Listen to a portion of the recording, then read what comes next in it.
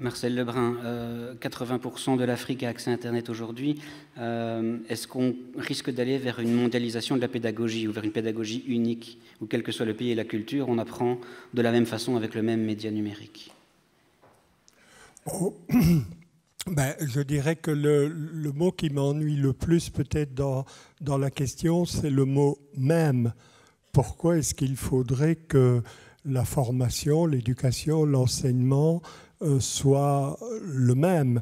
Je pense que le numérique nous apporte quelque chose d'assez fondamental, c'est des possibilités justement de mettre en place un principe de variété finalement. Nous apprenons de façon différente. C'est quand même très curieux de dire ça parce qu'à l'époque du magistral, je dirais, de la diffusion des savoirs dans l'amphi, on ne se posait pas cette question-là. On ne se posait pas cette question de savoir si en fonction des styles d'apprentissage, ça pouvait convenir à certains étudiants, à pas d'autres, si on ne sélectionnait pas certains étudiants qui étaient capables de suivre un discours oral. Et donc je pense que ce que le numérique nous apporte, c'est une grande variété des approches possibles. Il faut savoir déjà à l'époque de ce qu'on appelait l'apprentissage des méthodes actives, j'ai essayé en tant qu'Européen d'appliquer ces méthodes actives, par exemple en Afrique du Nord. Et je me suis rendu compte que ça ne marchait absolument pas parce qu'à l'époque, ces personnes, elles attendaient le maître, la parole, que je leur donne le message et pas que je leur dise le savoir est en vous, travaillez un petit peu, vous allez voir, ça va survenir. Et donc, je pense que la force du numérique, et on voit ça dans les MOOC, c'est une innovation, ouais, peut-être bien, je n'y crois pas vraiment, mais c'est quand même des éléments essentiellement transmissifs. On a porté l'enseignement transmissif au travers du numérique. Bien sûr, on met certaines activités, mais il y a quand même d'autres types d'activités plus basées sur les communautés de pratique que nous pouvons faire avec Internet. Et donc, moi, je pense qu'un des intérêts du numérique, c'est de pouvoir aller vers, sans tomber dans l'angélisme total, mais plus de différenciation, de contextualisation, de rendre au savoir, finalement, la variété des regards qu'on peut poser sur ce savoir-là pour le transformer en connaissances particulières. Bruno de Vauchel, même question. Je voudrais revenir sur la question des fractures en général et des fractures sociales et numériques évoquées tout à l'heure. Nous avons, effectivement, je suis tout à fait d'accord avec Marcel sur le problème des modèles uniques. Ce que j'évoquais tout à l'heure, c'est que l'école est devenue le modèle unique. Et qu'effectivement, on a divulgué l'école. Et quand on arrive en Algérie, par exemple, et qu'on veut enseigner, on s'aperçoit qu'ils ont eu une couche de culture française et une couche de culture soviétique. Et donc, il faut, avant de commencer à travailler, enlever la couche de culture française, la couche de culture soviétique, si on y arrive. Et on n'y arrive pas. Parce que ça a été tellement modelé, ça a été tellement formaté.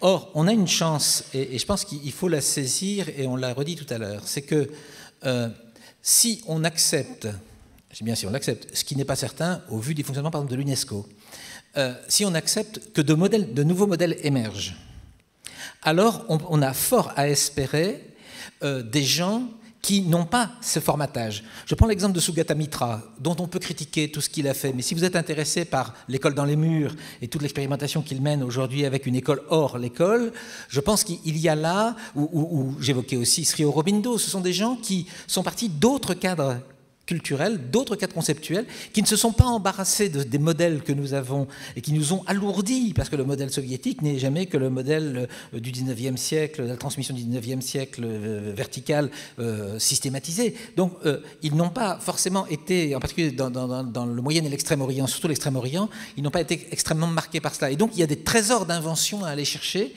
et à accepter. Évidemment, notre premier réflexe, c'est de leur faire une conférence TED, donc de leur demander en 20 minutes de dire qu'est-ce qu'il y a de génial. Le deuxième réflexe, c'est de les faire venir dans une université. Et le troisième réflexe, c'est de leur dire, bon, maintenant, vous nous dites comment on peut faire, que nous, on le récupère, parce qu'on pense qu'il y a là un avantage compétitif par rapport à même vos pays à vous, et il faut qu'on l'ait nous aussi.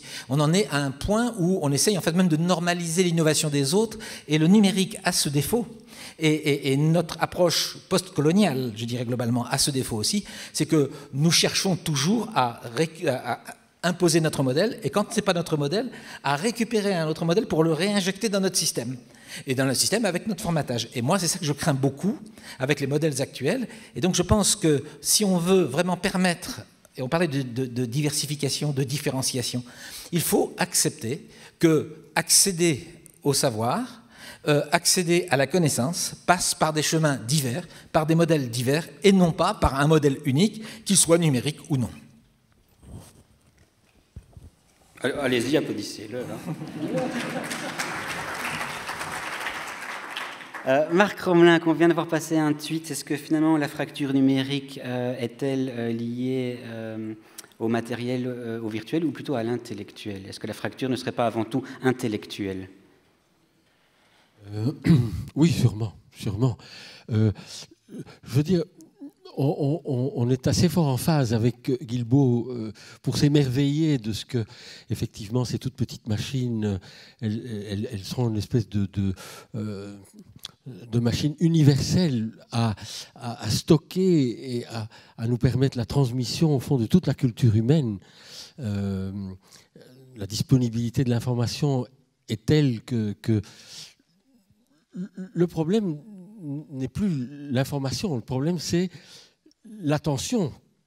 Je rappelais cette phrase du PDG de TF1 en 2004, où il avait dit et puis écrit: ce que TF1 vend à Coca-Cola, c'est du temps de cerveau disponible. Au fond, ça veut dire ce qui est important, c'est de trouver le moment où la personne va être attentive, elle va faire quelque chose de l'information.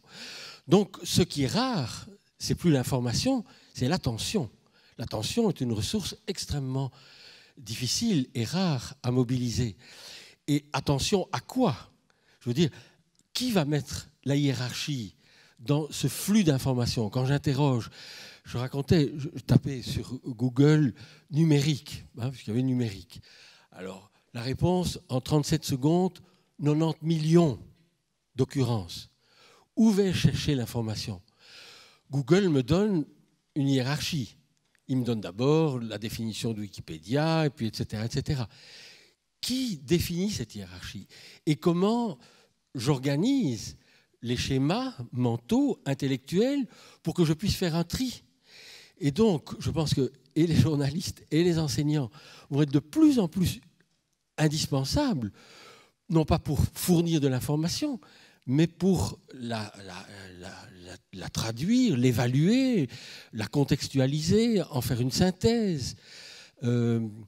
Et ça, c'est effectivement, la fracture va être de ce côté-là. Intellectuellement, qui va être le plus capable, le plus armé, au fond, pour pouvoir, de cette entropie informationnelle, entropie communicationnelle, trouver un chemin qui soit le détour par la pensée et qui soit véritablement... Et ça, je crois que là, il y a un risque probablement de fracture qui est intellectuelle et pour moi pas tellement matérielle. Michel ? Je voulais juste réagir en disant, nous passons d'une approche de l'information qui était structurée a priori à une approche de l'information qui doit être structurée a posteriori. Et la difficulté de l'enseignant, c'est qu'il a été formé sur ce modèle de l'information a priori, le programme, les enseignements qu'il a reçus, la structure des contenus qu'il a. Et d'un seul coup, il se retrouve avec ce qu'il a appris et puis ce qu'il va découvrir en même temps. Et donc, il va falloir qu'il structure a posteriori. Et la grande difficulté du métier d'enseignant, c'est justement d'accepter cette structuration a posteriori parce qu'elle va permettre justement aux jeunes, à celui qui se forme, de construire les catégories, cette fameuse construction de la catégorisation dans le cerveau qui est essentielle. Or, aujourd'hui, ces catégories, on pouvait les prétendre avant, les catégories de l'entendement qu'on avait prévues avant, et maintenant terminées. Les catégories, vous allez les construire après. Or, catégoriser a posteriori, c'est une exigence extrêmement lourde pour les enseignants. Extrêmement lourde, parce qu'en termes de préparation, il faut vous attendre à des choses, ou plutôt il faut vous attendre à ne pas pouvoir vous attendre à quelque chose. Et là, vous vous retrouvez en difficulté. Et c'est tout ce travail-là qui est indispensable pour permettre aux jeunes, justement, de franchir ces barrières.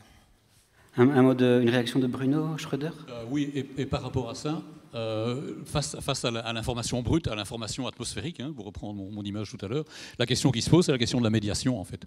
Donc, quels sont les outils opératoires qui vont permettre, à l'intérieur de tout ça, de trouver ce qui est relevant. Alors, c'est vrai que on peut craindre une espèce de grande uniformisation, la question du modèle unique, s'il n'y a qu'un seul outil, mais justement, la texture d'Internet, la structure de tous les utilisateurs, elle permet une grande variation.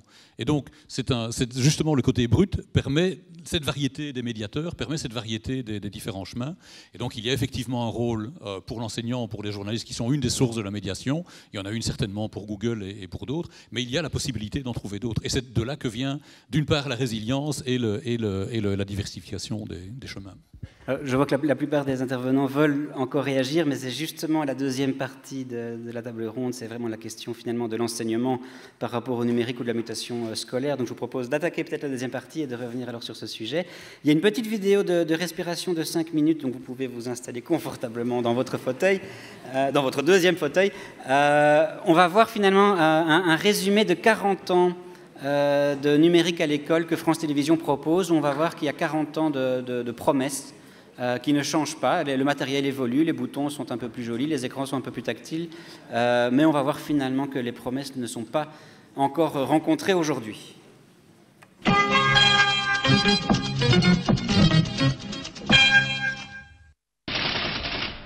L'ordinateur dans un lycée classique, de quoi surprendre, et pourtant c'est une expérience qui se poursuit depuis 2 ans au lycée Fustel de Coulanges de Strasbourg.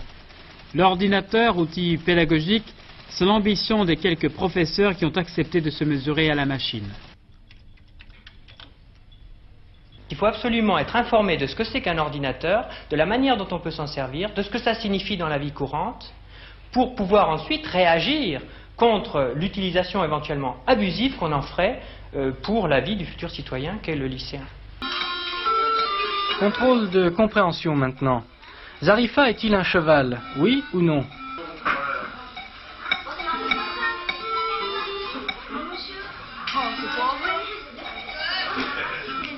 Mais surtout, l'ordinateur laisse libre cours à l'imagination de l'enfant. Ainsi évitera-t-on peut-être certains échecs scolaires. Là, on peut espérer que la relation à la machine sera différente, apportera quelque chose de plus, peut-être de plus facile pour certains enfants en difficulté.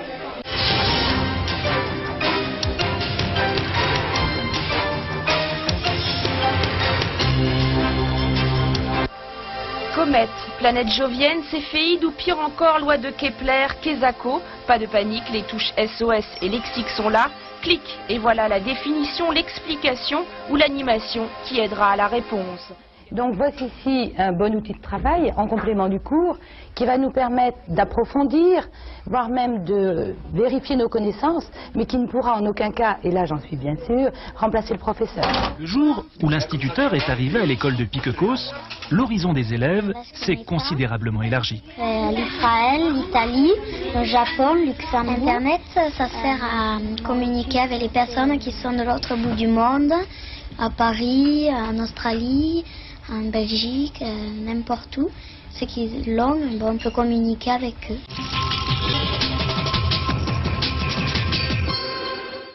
De cliquer sur le mulot, c'est pas évident. Oui, il faut avouer que c'est un petit peu difficile. Je pense que la génération d'enseignants, la nouvelle génération qui grimpe, est née dedans. Pendant les cours d'histoire géo, on surfe sur Internet. Bien entendu, l'accès est contrôlé.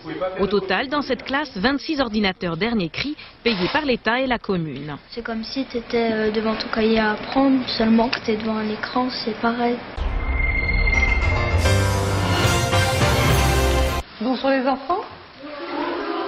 Au premier regard, rien ne différencie cette classe d'une autre. Pourtant ici, les ardoises ont été remplacées par des tablettes tactiles et le tableau par un vidéoprojecteur interactif. Cette année, pour les élèves de cet établissement, l'école sera numérique et connectée avec une kyrielle de nouvelles activités rendues possibles grâce à ces nouveaux outils. Ça donne envie d'apprendre et puis là, contrairement aux autres écoles, on aimerait bien aller au tableau. C'est de la nouvelle technologie alors qu'avant les cahiers fallait tout le temps écrire et puis ça fatigue. Ils ont à la maison tout ce qu'il faut en termes d'ordinateur, de tablettes, de smartphones, de télévision intelligente. Et puis d'autres à l'inverse n'ont rien. Donc l'intérêt pédagogique à l'école, c'est d'abord essayer de combler ce fossé numérique et faire en sorte que tous ces enfants, dans quelques années, se retrouvent à égalité sur le marché du travail. Pour autant, l'utilisation des tablettes ne représente qu'une partie du programme et ne se fera que dans le cadre d'ateliers spécifiques. Les livres et les cahiers n'ont pas encore été rangés au placard.